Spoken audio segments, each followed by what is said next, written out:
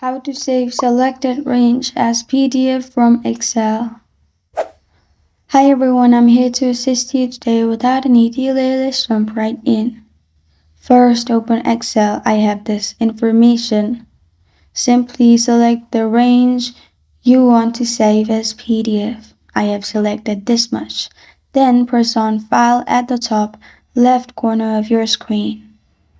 After you've clicked on File at the top left, on the left side, click on Save As. After you're in Save As, on the top right, select File Type. Make sure your file type is PDF. Simply scroll down and click on PDF.